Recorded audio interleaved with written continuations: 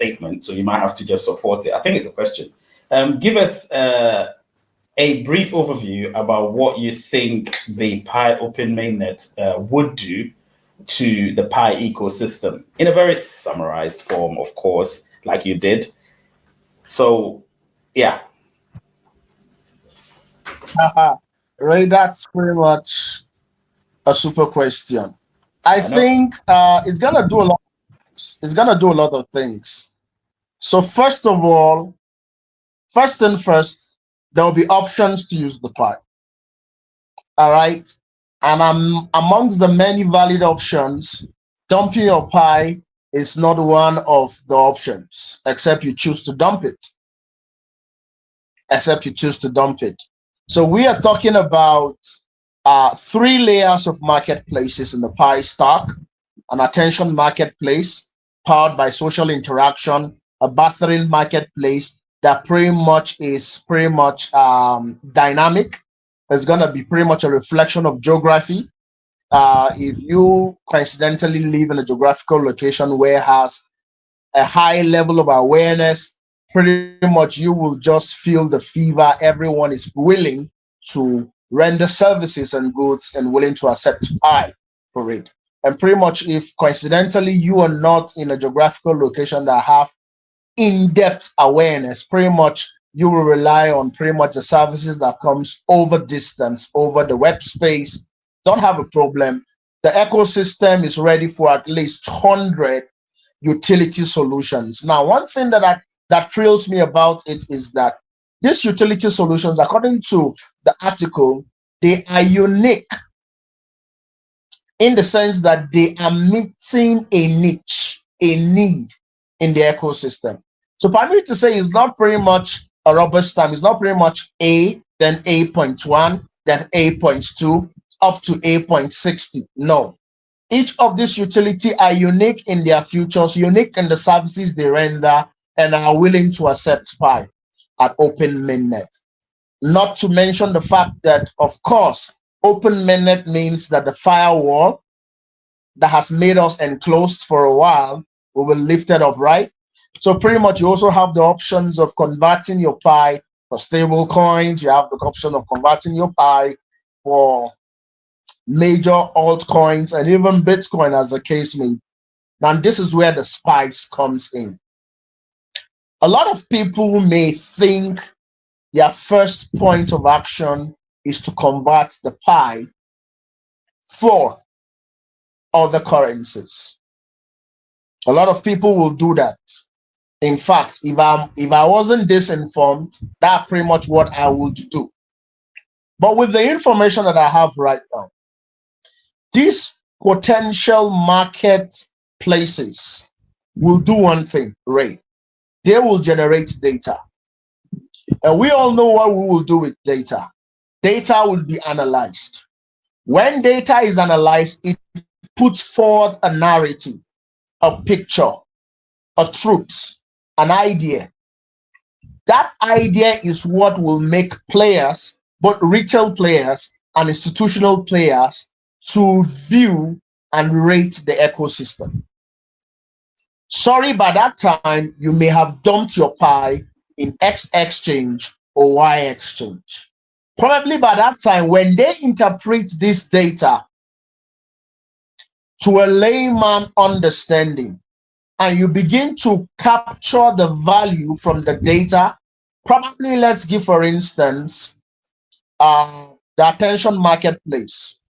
Let's take, for instance, profiles, Fireside.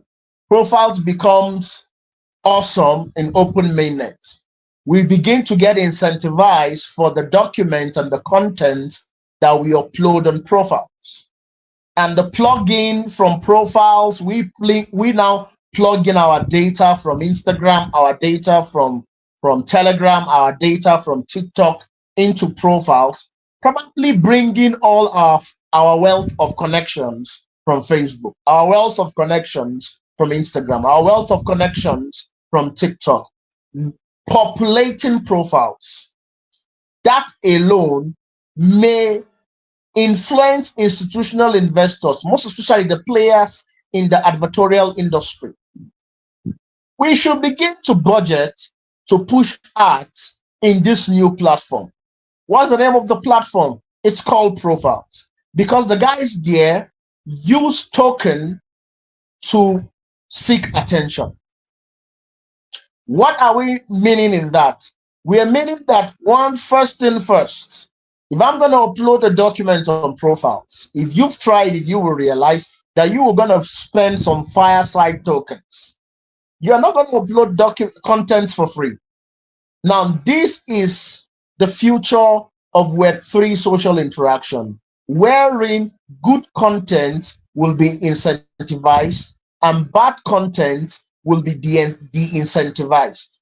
Gone are the days where we will just be seeing rubbish in our feeds. No, because content that seeks my attention will get me spent to respond.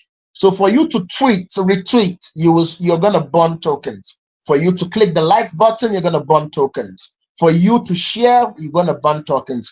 For you to interact with me, you're going to burn tokens. Now, what is the beautiful thing about this? The moment my content begins to trend, it means that I have successfully won the attention of a plethora of audience, and they have decided to burn their tokens to make my content trend. Where do you think those tokens will find their destination? Of course, to my wallet. It's a decentralized web technology. It's a decentralized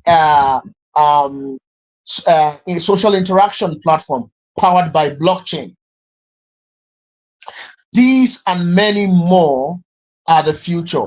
Now, we need to do this at the peer-to-peer level so that we can generate data, and those in the advertisement industry will gladly redirect their thousands of dollars, millions of dollars, possibly billions of dollars to push adverts. Definitely, if I'm going to pay to seek your attention, what will an external institution do? Get my attention for free? They must be dreaming. They must be definitely dreaming. And that's the truth. So when this data gets analyzed, it's put forward a narrative, a business-centered narrative, an economic narrative. Sad to say, most of the early adopters of the Pi network may have dumped their Pi for a stable coin, for Bitcoin, for Ethereum.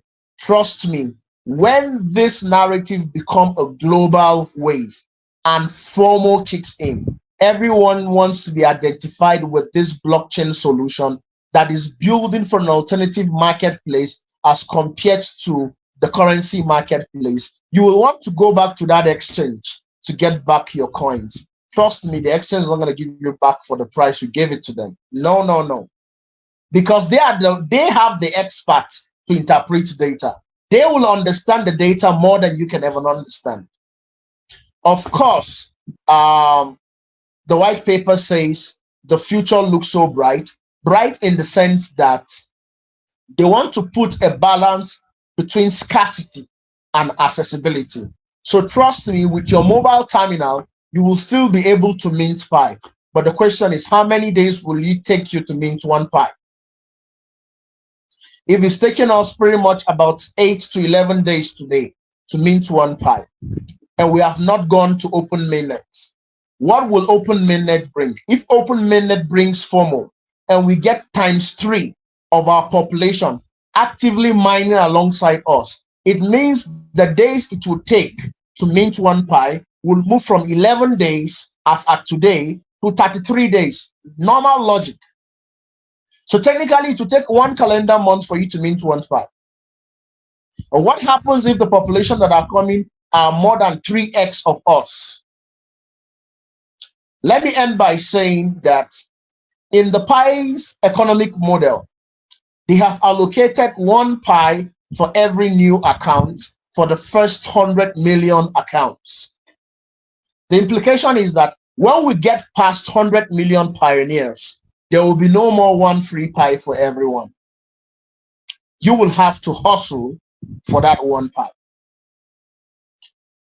Let's say it will take you 40 days of constantly proving you're not a robot for you to make up 1 Pi. Do you even know that that's what you're going to use for your KYC? because KYC is not free. So you're going to work for a whole month just to get validated by the algorithm. That's scarcity. And if at the end of the day, there are more people queuing for KYC than us who pretty much have been in the pre-open mainnet phase, they will determine the narrative of the ecosystem. They will determine the value of one Pi. And pretty much we will not be able to counter that narrative. So we said 14 million people have passed KYC. So what happens when pretty much about 53 million people join in, and 53 million people will spend at least 1 month before they mint one Pi, and 53 million people then apply for KYC? Do you think that when finally they get migrated, they are going to joke with their Pi? They will be the voice. They will be the new narrative, because it costs them at least a month worth of minting consensus activity. I'll end by saying the future is bright. I'm not only excited, I'm super excited. I'm super excited. Thank you very much, Race United. Benjamin says he'll end by saying the future is bright. Now, listen, I've said this several times without number on this channel about Pi Network and my excitement about Pi Network. However, hearing a different perspective and of a very knowledgeable person, listen, I don't have much to say other than to say, listen, thank you so much, Benjamin. We've not finished. We're still